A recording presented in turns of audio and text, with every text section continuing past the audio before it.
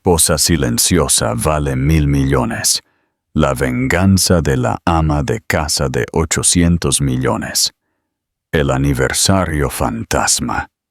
En el día de su 20º aniversario de boda, Catalina Cata Navarro, con 7 meses de embarazo, se sentó sola en el Celler de l'Élite, el restaurante más exclusivo de Madrid, esperando a un marido que jamás aparecería. Lo que él ignoraba es que esta callada ama de casa, a la que había ignorado durante años, era la dueña secreta de un imperio tecnológico valorado en más de 800 millones de dólares. Y esa noche, en esa mesa para 2, Catalina había decidido que ya era suficiente de esconderse. Esta es una historia de traición, venganza y el regreso definitivo. Quédate hasta el final, porque cada giro te hará preguntarte quién tenía el control real y el final te dejará sin aliento. Si amas las historias de justicia servida y poder recuperado, pulsa me gusta ahora mismo. Deja tu opinión en los comentarios y suscríbete para no perderte el próximo relato increíble. Señora Soler, su marido llamó para decir que se retrasará de nuevo. Catalina Navarro levantó la mirada de su teléfono, encontrándose con la mirada comprensiva de don Javier, el maître del Celler de l'Élite. La voz del hombre portaba ese tono particular que se reserva a quienes esperan solas en cenas de aniversario, una mezcla de lástima y discreción profesional que Catalina había escuchado demasiadas veces. Don Javier había trabajado allí durante 15 años y había visto a Catalina sentarse en la misma mesa, esperando a Ricardo Soler, más veces de las que a ambos les gustaría contar. «Gracias, don Javier», dijo Catalina, su mano moviéndose inconscientemente hacia su vientre de 7 meses. El bebé pateó, como si sintiera la decepción de su madre. «Esperaré un poco más». La música de piano clásico flotaba por el restaurante, una pieza melancólica de Chopin que parecía casi demasiado adecuada para el momento. A su alrededor, el suave tintineo de copas de cristal y las conversaciones susurradas de parejas que sí habían honrado sus reservas creaban una sinfonía de relaciones normales. 20 años. Pensó en el número mientras sorbía su agua con gas.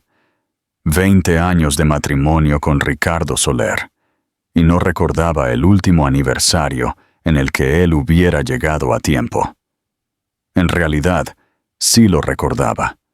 Fue su 5º aniversario, cuando Soler Global aún estaba en apuros, cuando Ricardo necesitaba su apoyo emocional y las misteriosas inyecciones de efectivo que aparecían justo cuando la empresa las necesitaba. La vela de su mesa parpadeó, proyectando sombras sobre el asiento vacío frente a ella. El camarero había retirado discretamente el segundo servicio después de la primera hora, pero Catalina le había pedido que lo volviera a poner. La esperanza, supuso, era lo último que moría en un matrimonio. Su teléfono vibró contra el mantel. El nombre de Ricardo apareció en la pantalla y por un momento, Catalina consideró no contestar, pero 20 años de condicionamiento se impusieron. «¡Catalina!». Su voz era cortante, impaciente, el mismo tono que usaba con los ejecutivos junior que lo decepcionaban. «Escucha, surgió algo en la oficina. Discusión de fusión importante con la sucursal de México DF, ¿lo entiendes?». De fondo, Catalina escuchó una risa femenina, aguda y tintineante como copas de champán chocando. Luego música, pero no del tipo que se pone en las oficinas. Era música de club, el bajo resonando a través del teléfono de Ricardo. «Por supuesto, Ricardo», respondió ella, manteniendo su voz mesurada, ocultando el agotamiento que se había instalado en sus huesos. 20 años de práctica la habían convertido en una experta en ocultar sus verdaderos sentimientos. La fusión es importante. Bien, no me esperes despierta. Colgó sin despedirse, sin mencionar su aniversario, sin preguntar por el bebé. El mesero se acercó con un plato de postre, soufflé de chocolate con una delicada escultura de azúcar en la parte superior, que representaba artísticamente a dos cisnes con los cuellos entrelazados. Cortesía de la casa, señora Soler, por su día especial. Catalina sonrió, aunque la sonrisa no le llegaba a los ojos. Su teléfono vibró con una notificación. La asistente ejecutiva de Ricardo, Jimena, lo había etiquetado en fotos. Catalina sabía que no debía mirar, pero su dedo se movió por inercia, impulsado por la misma curiosidad morbosa que hace que la gente disminuya la velocidad en las escenas de accidentes. Allí estaba él, su marido, aunque ya estaba pensando en él como su futuro exmarido, con el brazo alrededor de una joven modelo llamada Coralía del Río. La hora de la publicación mostraba 15 minutos. La ubicación, el Séptimo Cielo, el club nocturno más exclusivo de Madrid, donde solo la membresía costaba más que el salario anual de la mayoría de las personas. En la foto, la mano de Ricardo descansaba baja en la espalda de Coralía, demasiado baja para una reunión de negocios, demasiado íntima para un conocido casual. Catalina tomó una respiración lenta y medida. Estudió la foto. La fusión de México DF, aparentemente, requería champán y modelos. «Solo la cuenta, por favor», dijo Catalina, con voz firme a pesar del terremoto que se producía en su interior, mientras firmaba el recibo de la tarjeta de crédito. La tarjeta de crédito de Ricardo, que pronto sería cancelada si ella tenía algo que decir al respecto. Catalina se dijo que llamaría a su abogada por la mañana. No al abogado de Ricardo, sino a su abogada, la que Ricardo no sabía que existía, al igual que no sabía sobre tantas otras cosas. Don Javier apareció con su abrigo. «Señora Soler», dijo en voz baja, «si me permite, usted merece algo mejor». «Gracias, don Javier», dijo ella simplemente. «Estoy empezando a creer que tiene razón». Al salir a la lluviosa noche madrileña, su chofer le sostuvo un paraguas. ¿Alguna vez te has sentido subestimada por alguien que creía tener el control total? Cuéntanos tu experiencia. Catalina hizo una nota mental de llamar a la doctora Elena Montejo a primera hora. Elena era la mejor abogada de divorcios de Madrid, especializada en casos donde un cónyuge había ocultado activos, porque mientras Ricardo pensaba que estaba casado con una exsecretaria que debería estar agradecida por su éxito, la verdad era mucho más complicada. El enfrentamiento en el ático. La cafetera gorgoteó en la cocina impecable de su ático de 15 millones de euros en Madrid. Catalina estaba sentada en la barra de desayunos, su laptop abierta a hojas de cálculo que Ricardo nunca supo que ella entendía. Las hojas de cálculo contaban una historia que Ricardo nunca se había molestado en leer. Tecnologías Chen había mantenido el apellido de soltera de su madre para la empresa, ahora valorada en 800 millones de dólares, con subsidiarias en inteligencia artificial, computación cuántica y biotecnología. Todo construido mientras Ricardo pensaba que ella pasaba sus días en almuerzos de caridad y citas de spa. El ascensor privado sonó. Ricardo entró, todavía con el traje de Armani de ayer, el cabello plateado ligeramente revuelto, oliendo a un perfume que no era el de ella. El perfume era caro. Reconoció el Lost Cherry de Tom Ford. Coralía tenía gustos caros, aparentemente. «Catalina», dijo, sin mirarla a los ojos, «tenemos que hablar de nuestro arreglo». Ella cerró su laptop lenta y deliberadamente, doblando las manos sobre su vientre embarazado. «¿Arreglo?». ¿Así es como llamamos ahora a nuestro matrimonio? No seas dramática, dijo, usando su voz de CEO, la que hacía llorar a los ejecutivos junior. Sabes a lo que me refiero. Esta situación ya no funciona. Un hombre en mi posición necesita un cierto tipo de pareja. ¿Y qué tipo es ese, Ricardo?, preguntó Catalina. Alguien que entienda las exigencias del mundo de los negocios, dijo él, con ese tono condescendiente que usaba con cualquiera que consideraba inferior. Alguien que pueda seguir el ritmo de los requisitos sociales de estar casado con un CEO. Alguien que pueda ser un activo, no una carga. Catalina casi se ríe.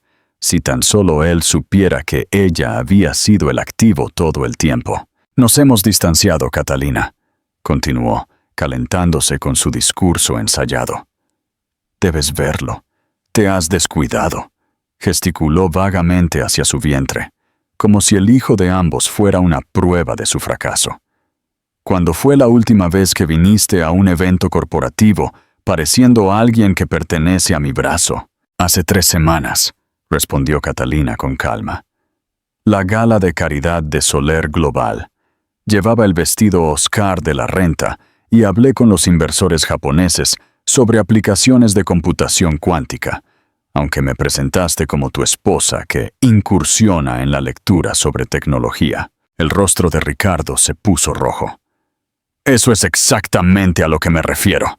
Eres pasivo-agresiva, Catalina. Es agotador. Veo muchas cosas, replicó ella, tomando un sorbo de su té descafeinado, incluyendo las fotos de El séptimo cielo de anoche.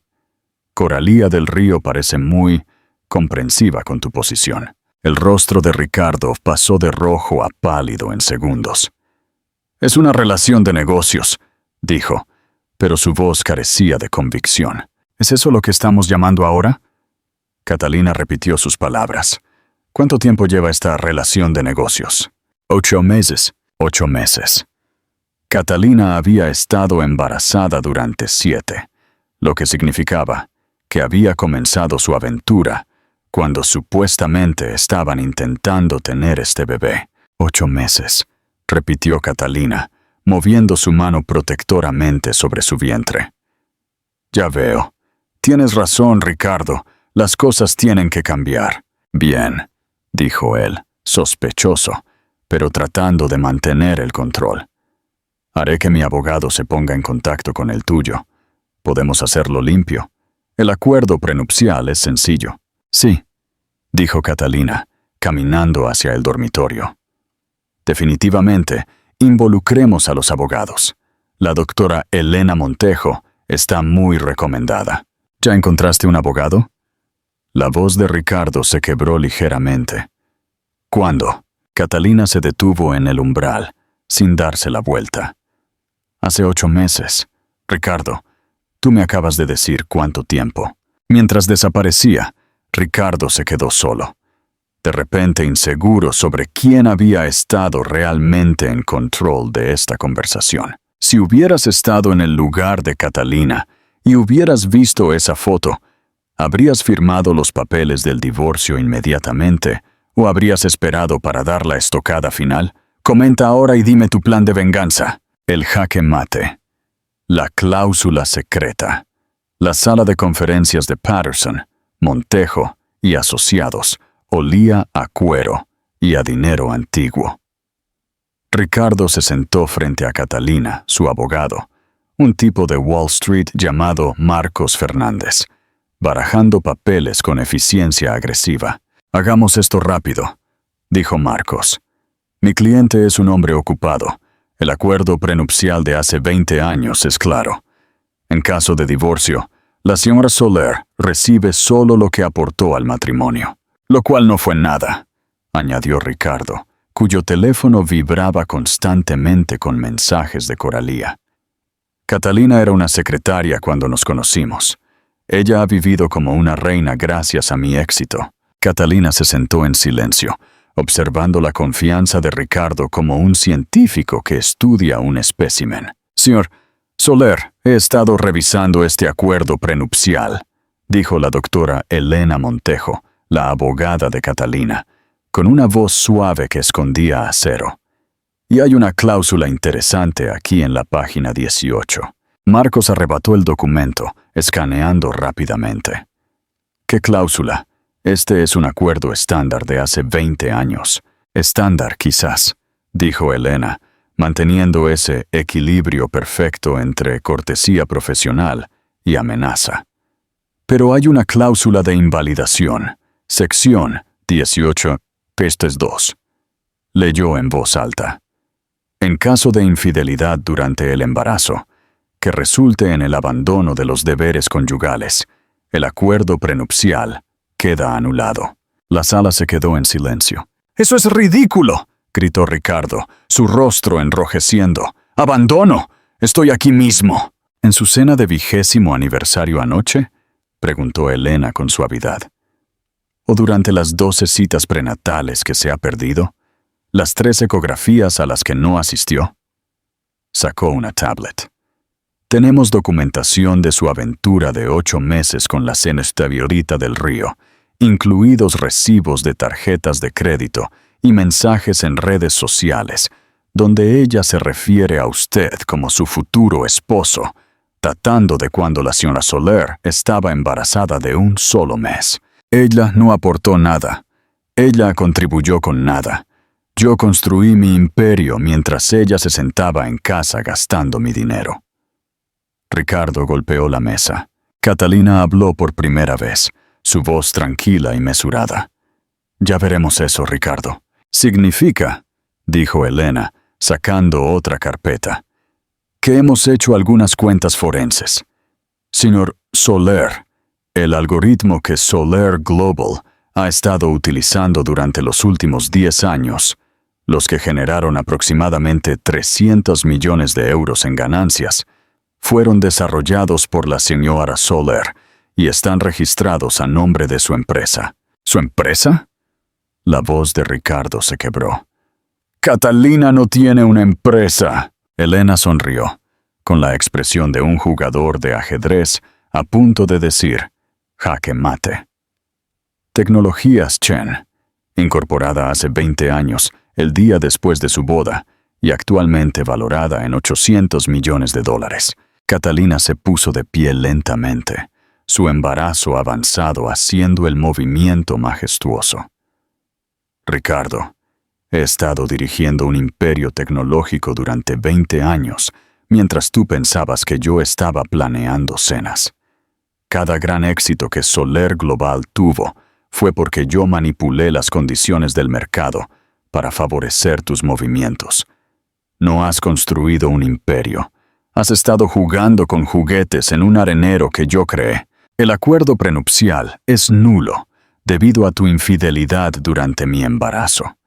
El robo de propiedad intelectual es un fraude penal. Me has estado robando mientras me engañabas. Así que la pregunta no es qué obtengo yo en este divorcio, Ricardo, sino si presento cargos penales o te dejo ir con algo de dignidad intacta. El teléfono de Ricardo vibró. Coralía de nuevo. Él miró la pantalla, luego a Catalina, y finalmente a los documentos esparcidos que mostraban que su esposa valía más de 10 veces lo que él. Esto no ha terminado, dijo, pero su voz carecía de convicción. No, asintió Catalina, solo está empezando. El ascenso del Fénix 3 días después, en un edificio que Ricardo nunca supo que Catalina poseía, una torre de cristal en el Paseo de la Castellana. La verdadera historia comenzó a desarrollarse. Al salir del ascensor, la atmósfera cambió. Atrás había quedado la cautelosa esposa que Ricardo conocía. Aquí estaba la señora Chen, CEO y fundadora, una mujer que inspiraba respeto a través de la brillantez. Señora Chen, el valor total de Tecnologías Chen es de $3 millones al cierre del mercado de esta mañana, informó David, su asistente. Nada mal para una exsecretaría que no aportó nada, dijo Catalina, una pequeña sonrisa asomando. ¿Crees que merecía la pena esperar 20 años por esta venganza, o habría sido mejor dejarlo inmediatamente? Danos tu perspectiva y únete a la conversación. Mientras tanto, Ricardo, en su conferencia de prensa, continuaba cavando su propia tumba. Mi ex esposa no contribuyó en nada a mi éxito, declaró a los medios. Ha estado viviendo de mi arduo trabajo durante 20 años y he sido más que generoso. A su lado, Coralía del Río mostró un anillo de diamantes masivo. Ricardo me propuso matrimonio anoche. Horas más tarde, el hashtag Pobre Catalina era tendencia mundial, contrastando con la imagen de Ricardo y Coralía. Pero lo peor estaba por llegar. En una reunión de la Junta Directiva de Solar Global, el presidente, Roberto Solano, interrumpió a Ricardo. Señor Soler, no estamos aquí por su divorcio. Estamos aquí por la solicitud del accionista mayoritario. ¿Accionista mayoritario? Ricardo se rió. Yo poseo el 40%. El resto se divide entre 15 inversores diferentes. Se dividía, corrigió Roberto. Hasta esta mañana, el accionista mayoritario está en la línea. El teléfono de la conferencia crepitó. Buenas tardes a todos. Ricardo se congeló. Catalina, jadeó. Señorita Chen, en realidad, corrigió Catalina. He sido dueña del 60% de Solar Global durante los últimos 5 años. Lo compré discretamente cada vez que necesitabas capital de emergencia. Ahora, convoco a un voto de no confianza en el actual CEO. ¡Esto es ilegal!, gritó Ricardo, su rostro morado. Todo se hizo a través de los canales adecuados y con el cumplimiento total de la SEC, replicó Catalina con calma. Oh, y Ricardo, Coralía abandonó el país esta mañana. Al parecer, su novio, Marcos, no tu abogado, tenía órdenes de arresto en 3 estados. Es posible que desees cancelar esas tarjetas de crédito. El titular de Forbes fue brutal. De secretaria a multimillonaria. Secreta, cómo Catalina Chen jugó el juego largo. El valor del final, libertad y legado. El juicio de divorcio finalizó un jueves. La jueza Patricia Enríquez miró a Ricardo, que parecía destrozado. Señora Chen, dijo la jueza, su abogada está dispuesta a perdonar los 2 millones de euros robados y a no presentar cargos penales por el robo corporativo. A cambio, solo pide la custodia total y nada de pensión alimenticia. Mi clienta vale 843 millones de dólares, dijo la doctora Montejo. Su señoría, ella no necesita el dinero del señor Soler. Nunca lo necesitó. Sin embargo, dijo Catalina, poniéndose de pie con dignidad. Cualquier acuerdo que se me hubiera otorgado, me gustaría donarlo al Fondo Fénix, un programa para mujeres mayores de 50 que escapan del abuso narcisista en sus matrimonios. Quiero demostrar que la transformación en la mediana edad no termina con ser descartada. A veces, comienza allí. 2 semanas después, Catalina estaba en el hospital, dando a luz a su hija, Isa Navarro Soler. Su círculo íntimo, su verdadera familia elegida, la rodeaba. Ricardo apareció, con un aspecto lamentable, sosteniendo unas flores mustias de gasolinera. He perdido todo. Mi empresa, mi reputación, mi dinero, dijo. No has perdido todo, dijo Catalina, ajustando a Elisa. Tienes la oportunidad de ser un padre de verdad esta vez. Todo lo que no me ofreciste a mí, puedes ofrecérselo a ella. Eso vale más que el dinero, Ricardo. Yo lo sé. Tuve todo el dinero del mundo y no pude comprar un matrimonio de verdad. 6 meses después, en el Javits Center de Madrid, Catalina se paró en un podio ante una sala repleta de 500 mujeres, con Elisa durmiendo pacíficamente en un portabebés contra su pecho.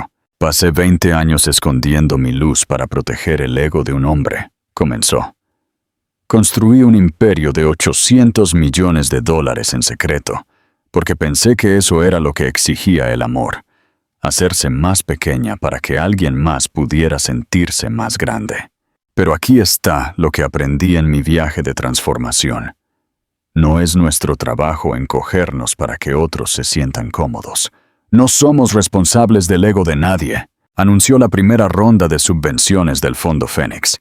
10 millones de euros para mujeres mayores de 50 que inician negocios después del divorcio. Estamos buscando mujeres a las que se les dijo que eran demasiado viejas, demasiado inútiles o demasiado anticuadas para empezar de nuevo. Porque esas son las mujeres que construyen imperios. La independencia financiera después de los 50 no es solo posible, es poderosa. Esa noche, Catalina regresó al mismo restaurante. El Cellar de l'Élite, exactamente un año después de aquella fatídica cena. Pero esta vez no estaba esperando, estaba celebrando, libre, con Elisa en la trona, rodeada de su familia elegida. A todas las mujeres a las que se les dijo que no son nada sin sus maridos, brindó Catalina con su agua con gas. Que descubran que lo son todo por sí mismas. Afuera, la ciudad de Madrid brillaba. A veces, la mejor venganza no es la venganza en absoluto. Es el éxito, es la libertad, es convertirte en quien siempre debiste ser. Si esta historia te dio el poder para luchar por tu propia libertad, deja un emoji de Fénix en los comentarios y comparte esta historia con todas las mujeres que conoces. El secreto bajo el empedrado. Catalina sintió que el pergamino le quemaba los dedos. No era una fantasía. Doña Elena, la mujer que, según la historia oficial de la familia Vargas, había muerto de pena en 1955 tras un escándalo financiero, había sido una prisionera. El nicho no era una tumba, sino una puerta oculta con un mecanismo de cierre avanzado. Los barrotes de hierro detrás del mármol, oxidados y gruesos, confirmaban la atrocidad. «Mamá no me mintió», susurró Catalina, con la voz quebrándose. Su madre, Isabel, siempre había hablado de un fantasma en el nicho, un secreto que destruyó a los Vargas y que hizo que se mudaran de la majestuosa finca de Sevilla a un humilde apartamento en Madrid. La frase del pergamino, aunque críptica, era la clave. El oro de la Giralda, el icónico campanario de la Catedral de Sevilla. ¿Podría ser un tesoro? Donde el sol de medianoche nunca toca. ¿Una cripta? ¿Un túnel subterráneo? Pero lo más inquietante era la segunda parte. El traidor lleva la marca del león. Catalina encendió la linterna de su móvil y recorrió el interior del estrecho escondite. No había un esqueleto, solo polvo, telarañas, un anillo. Era un anillo de oro macizo, muy antiguo, con un escudo de armas desgastado. Al limpiarlo con el borde de su camisa, pudo distinguir un grabado. Un león rampante con una corona. El corazón de Catalina se aceleró con una punzada de terror. Su tío, don Fernando Vargas, el actual patriarca y propietario de la finca, siempre llevaba un sello con ese mismo escudo de armas. Siempre lo había atribuido a un viejo orgullo familiar. No puede ser él, mi tío Fernando. De pronto, un sonido seco resonó en el pasillo principal del cementerio. ¡Clac! Alguien había abierto la pesada verja de hierro de la entrada. Catalina apagó la linterna de golpe.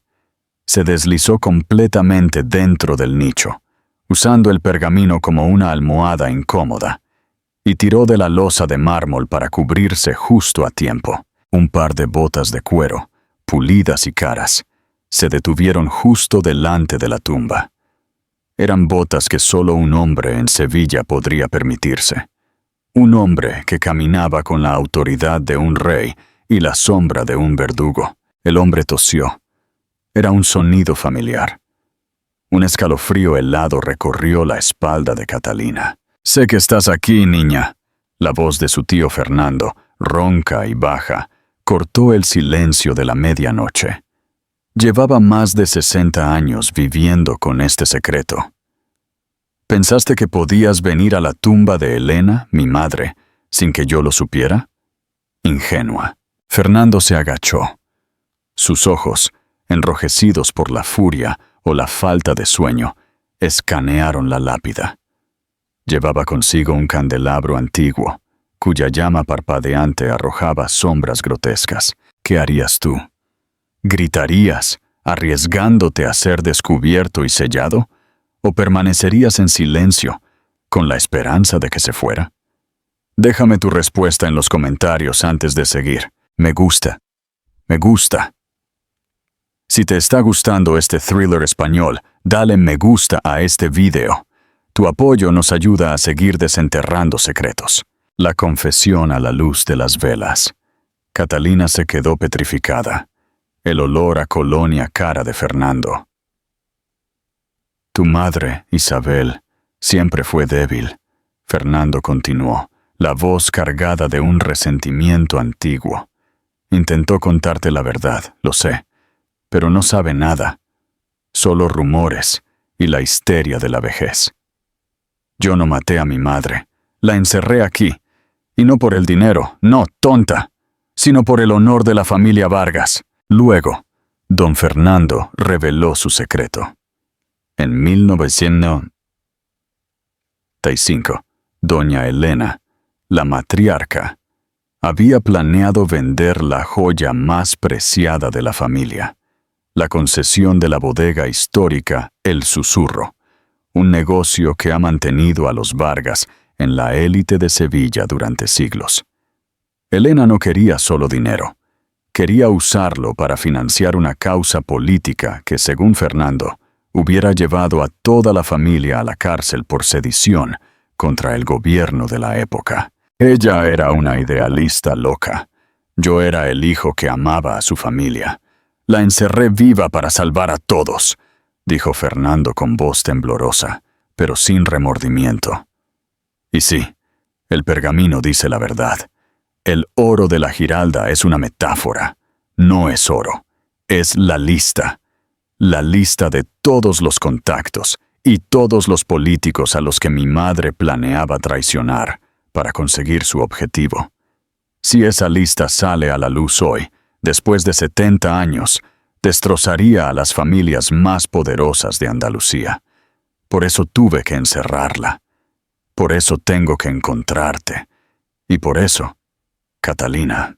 Fernando puso el candelabro justo al lado de la losa. La luz penetró por el pequeño hueco e iluminó, por un segundo, el rostro aterrorizado de Catalina. Es por eso sé que tú tienes el pergamino. Los segundos se hicieron eternos. Catalina, con el pergamino en una mano y el anillo del león en la otra, se dio cuenta de la verdad. La traición no era solo un acto de codicia, sino un intento desesperado por preservar un orden. Pero ese orden se había construido sobre una prisión y una mentira que duraba más de medio siglo.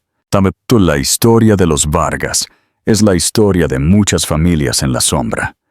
Una lucha brutal entre la moralidad individual y el honor colectivo. ¿Realmente don Fernando fue un traidor o un protector cruel?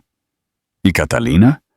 Ahora que sabía la verdad completa, haría lo correcto, revelar el secreto y honrar a su bisabuela, o lo pragmático, mantener el silencio para proteger el legado de su familia. El destino de la familia Vargas y la paz de Sevilla están ahora en manos de una joven de 22 años. ¿Qué decisión tomará? El susurro prohibido, parte 3. El candelabro tembló, la llama lamió la fría losa de mármol. Sé que estás ahí, niña. La voz de Fernando se había vuelto un susurro venenoso. Catalina contuvo la respiración, el corazón latiendo tan fuerte que temía que el sonido revelara su escondite. Pero justo cuando pensó que su final estaba escrito, la desesperación se transformó en estrategia. Una decisión impulsiva lo cambiaría todo. Usaría el mismo terror de su tío como su única arma de supervivencia. Prepárate para la batalla de ingenio. Si crees que Catalina puede ganarle al viejo patriarca, Suscríbete ahora mismo y deja un emoji de cuchillo en los comentarios. La jugada de la desesperación. El aire dentro del nicho era sofocante, denso con el olor a humedad y a cera quemada. Catalina sintió que el anillo del león, con la marca del traidor, se le clavaba en la palma de la mano. Afuera, Fernando esperó. Sabía que Catalina estaba allí, pero no podía forzar la entrada sin hacer un ruido que pudiera despertar al viejo celador. Si sales ahora, Catalina, te lo prometo, haré que parezca un accidente. Si tengo que forzar esa losa, lo que pase después no será tan limpio. El tono de Fernando era escalofriante. Catalina sabía que el tiempo se agotaba. Su tío no se iría. Usando la pequeña abertura creada por el temblor del candelabro, Catalina tomó el pergamino. Lo dobló cuidadosamente y luego hizo algo increíble. Lo arrojó hacia afuera, dejando que cayera justo a los pies de su tío. El pergamino se desenrolló ligeramente sobre el suelo de tierra. Fernando se sobresaltó. Su candelabro se tambaleó. ¿Qué? ¿Me lo estás tirando? Catalina no respondió. Esperó un segundo más. Luego, actuando por pura desesperación, gritó. Pero no un grito de pánico, sino una sola palabra, fuerte y clara, dirigida no a su tío, sino al pasillo. ¡Carmen! Fernando se quedó helado. La abuela Carmen, la madre de doña Elena, la mujer que había criado a Fernando y le había enseñado todo sobre el honor de los Vargas. ¿Qué estás haciendo? ¡Ella está muerta!, espetó Fernando. Sé lo que hiciste, y tu madre, doña Elena, también lo sabía. Catalina gritó con una voz que sorprendentemente sonó fuerte y decidida. Estaba mintiendo, pero su voz no flaqueó. El pergamino es solo la llave. Lo importante está en la casa de Carmen, en el barrio. Ella guardó las copias. El efecto fue inmediato y devastador. Fernando, el hombre de negocios despiadado que acababa de confesar un encarcelamiento de 70 años, se derrumbó. No, no es posible. Esa vieja chiflada no pudo haberlo sabido. Ella murió antes de que Elena desapareciera. ¿Estás seguro? Catalina desafió desde dentro, usando la duda de su tío como combustible. El anillo lo prueba, Fernando. La marca del león.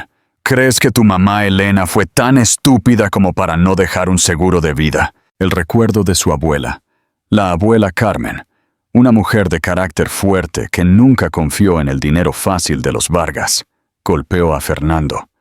Siempre había una habitación cerrada en la casa de Carmen, la habitación de costura. Fernando había pensado que era superstición. No, jadeó. Recogió el pergamino temblando, olvidándose por completo del nicho. Tengo que ir a la casa de la vieja. Si ese demonio de mujer dejó algo, tengo que destruirlo. Con la mente completamente desviada por el pánico de una traición aún mayor y más antigua, Fernando se dio la vuelta, y sus botas pulidas salieron corriendo del pasillo de mármol, alejándose a toda prisa del cementerio. Me gusta.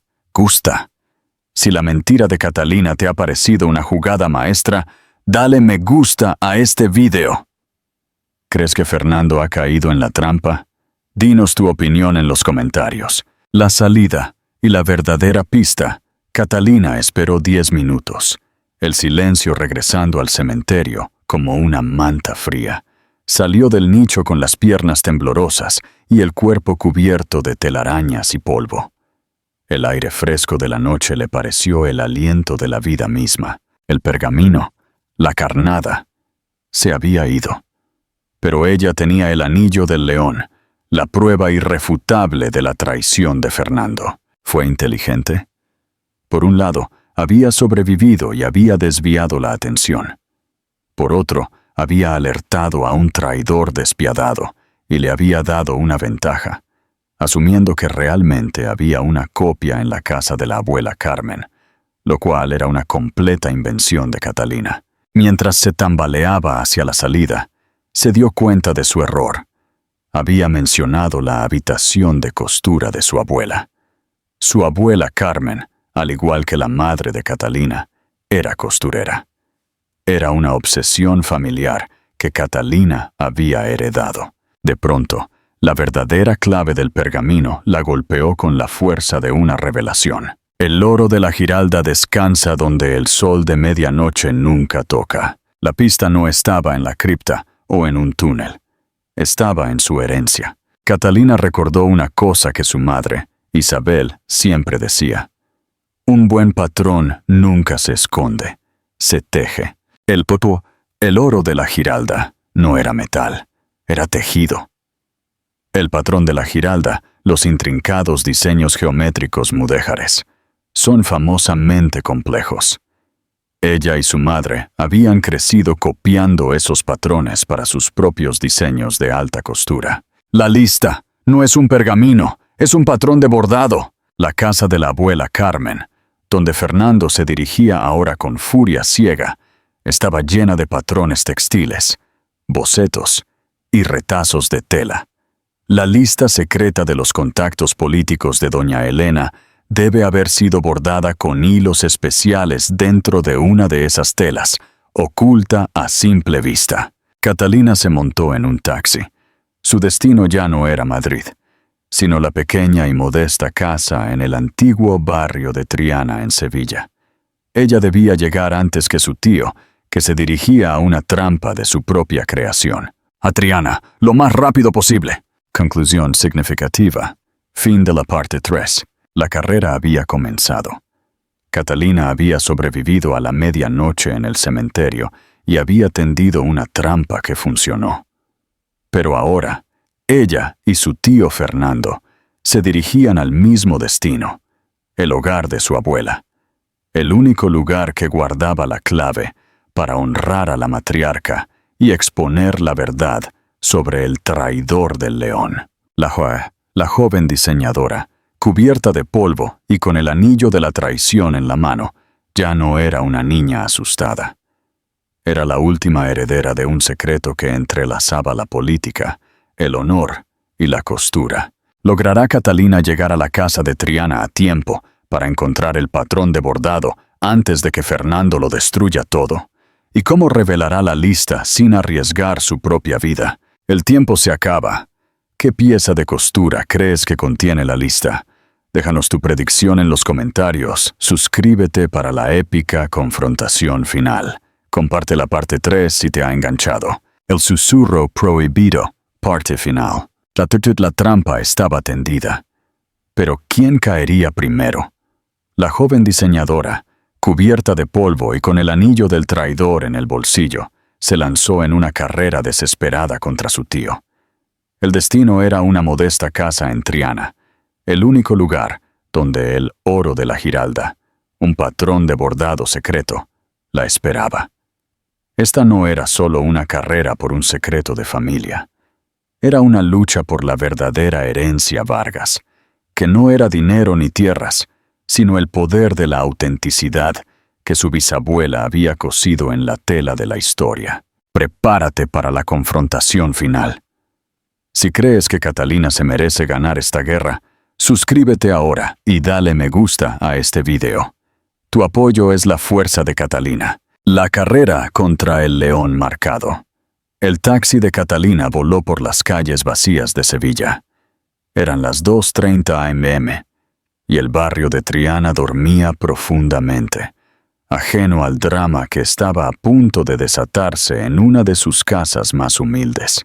¿Llegaremos antes que él?, se preguntó Catalina en voz alta, mirando el anillo del león, la prueba irrefutable de que don Fernando había condenado a su propia madre. Mientras tanto, Fernando, consumido por el terror, había conducido su Mercedes E-Class hasta la vieja casa.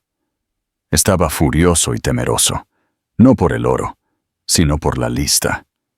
Si esa lista de contactos de 1955, llena de nombres de familias nobles que se habían construido sobre mentiras políticas, salía a la luz, su propio honor y la estabilidad de la empresa, el susurro, se desmoronarían. Fernando irrumpió en la casa de la abuela Carmen, rompiendo la cerradura de la puerta. El interior olía a naftalina, a tela vieja y al recuerdo inmutable de su madre. La casa era pequeña, sencilla, pero llena de vida. Rollos de hilo, botones y maniquíes a medio vestir. Fernando se dirigió directamente a la habitación de costura, el lugar que Catalina había mencionado al azar en el cementerio. Era una sala pequeña, abarrotada de retazos de tela y revistas de moda antiguas. «¡La lista! ¡Tiene que estar aquí!», jadeó, revolviendo los cajones, tirando al suelo bocetos y patrones de costura. Su mente solo podía visualizar pergaminos antiguos y papeles firmados, la única forma en que su mundo de negocios entendía los documentos. La revelación del patrón perdido. En ese mismo instante, el taxi de Catalina se detuvo abruptamente a una cuadra de la casa. Ella pagó y salió corriendo, consciente de que no había tiempo para la discreción. Al llegar a la puerta rota, vio el caos interior. Fernando estaba destrozando la habitación, su figura corpórea chocando con los maniquíes y los soportes de tela. «¡Detente, Fernando!», gritó Catalina, entrando en la casa. Fernando se giró, su rostro un mapa de sudor y locura. Llevaba en la mano una tijera de sastre, afilada y amenazante. «Dame la copia, Catalina. Dame lo que sea que esa bruja de mi abuela te dejó». «No está en un papel», dijo Catalina, dando un paso cauteloso. Ella se movía con la precisión de una diseñadora en su propio estudio, esquivando los rollos de tela y los muebles caídos. «Tu madre, doña Elena, te conocía demasiado bien. Sabía que buscarías un documento». Catalina se acercó lentamente a un viejo maniquí de madera que su abuela Carmen usaba para los ajustes finales. En el maniquí había una prenda a medio terminar, un mantón de Manila bordado con un intrincado patrón floral y geométrico, una pieza que llevaba décadas en elaboración. «¿Qué es esto, un trapo viejo?». Fernando se acercó, dispuesto a cortar el mantón. «Toma, míralo de cerca, Fernando», ordenó Catalina. «La geometría, las flores. Mira el patrón de puntos en la esquina inferior izquierda. Es el patrón de la Giralda. El oro que brilla en la medianoche es la verdad que se esconde a plena vista». Catalina tomó una aguja de un cojín de sastre y con un movimiento rápido y preciso, deshizo una de las puntadas del bordado. Dentro de la hebra de seda no había relleno de algodón. Había un hilo más oscuro, fino y enrollado. Fernando jadeó. «¡No, no puede ser!». El hilo que acababa de desenrollar no era seda. Era una tira de papel encerado tan fino como un cabello. Al desenrollarlo, las diminutas letras, escritas a mano y con una letra elegante, revelaron una lista. No de tesoros, sino de nombres, fechas y transacciones políticas secretas de 1955. El verdadero tesoro era la información. La lista que doña Elena había escondido antes de ser encarcelada. Fernando se abalanzó, la tijera en alto, pero Catalina fue más rápida. Tomó el mantón bordado y lo arrojó, como si fuera una capa de torero, sobre la cabeza de Fernando. Él tropezó, enredándose en el pesado tejido. Catalina aprovechó el caos para tomar una vieja cámara de video de su abuela. Ya sabía cómo terminar esto. El final filmado y la verdadera herencia. Fernando se liberó del mantón, con el rostro rojo de la ira. «Lo has arruinado todo, por una lista muerta». «La lista no está muerta, yo la he revivido», gritó Catalina. «El traidor lleva la marca del león, Fernando, y tú lo eres». Catalina sacó el anillo del bolsillo y lo arrojó al suelo. El anillo de oro rodó hasta los pies de Fernando, la marca del león brillando débilmente bajo la luz de la luna. «Tu madre, doña Elena. Dejó el pergamino en el nicho con el anillo, no para que encontráramos la lista, sino para que encontráramos la marca del traidor. Ella te encarceló con su secreto, porque sabía que la traicionarías para salvar el negocio familiar. Catalina activó la cámara de video de su abuela y la apuntó hacia Fernando. La única forma de salvar el honor de los Vargas es exponiendo la verdad, y yo voy a hacerlo. Fernando, al ver la luz roja de la cámara, retrocedió. Un hombre que había vivido de las apariencias y el honor no podía permitir que su colapso fuera filmado. No, Catalina. Piensa en la familia. Yo te daré la bodega. Te daré el susurro. Ya no quiero tu bodega, Fernando, dijo Catalina con una voz firme y renovada. Quiero la verdad que te has robado durante 70 años, y esa verdad es mi única herencia. Fernando se dio cuenta de que no tenía salida. Derrotado y con su vida de mentiras expuesta, cayó de rodillas, con las manos temblándole. El legado que no se cose. La mañana amaneció en Sevilla con el titular de ABC Sevilla que conmocionó a Andalucía. Señales de vida en el pasado oscuro. El secreto de los Vargas. La lista que pudo cambiar la historia. Catalina entregó la lista del bordado y la grabación de Fernando a las autoridades, exponiendo una red de corrupción política antigua que, irónicamente, purificó los cimientos de muchas familias nobles que habían heredado fortunas inmerecidas. El legado de doña Elena no fue el dinero ni el poder, fue la autenticidad. Ella, la matriarca encarcelada, se convirtió en el faro de la verdad. Fernando fue condenado por conspiración y obstrucción de la justicia. La bodega El Susurro fue incautada, pero Catalina, usando su conocimiento de diseño y su herencia de costura, logró transformarla. Ella se quedó con la propiedad, no para vender vino, sino para crear la Fundación Elena del Valle, un centro de estudios de diseño y sastrería para jóvenes talentos de Triana. La verdadera herencia no se cose en un vestido, sino en el carácter. Se convirtió en el lema de Catalina. Catalina, que había pasado de ser una costurera humilde a la poseedora del secreto más grande de Sevilla, se convirtió en un símbolo de integridad y resiliencia. Ella honró a su bisabuela no con ira, sino con la verdad y la construcción de un futuro basado en el talento, no en el engaño. Conclusión significativa final. La marca del león ya no representaba la traición. Ahora era un recordatorio de que, incluso en las familias más antiguas y orgullosas, la verdad siempre encuentra una forma de emerger.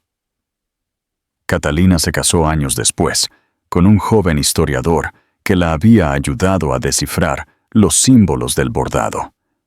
Su vida no se construyó sobre las mentiras de su tío, sino sobre la pasión por el diseño y el legado inmutable de dos mujeres fuertes, doña Elena y su abuela Carmen, que cosieron la verdad para proteger el futuro. ¿Qué harías tú si descubrieras que tu herencia no es una fortuna, sino un secreto peligroso? Fin de la historia. Si la valentía de Catalina te inspiró, deja un comentario con el hashtag La Marca de León. No olvides suscribirte y compartir para que más personas descubran esta épica historia de Sevilla. Gracias por acompañarnos.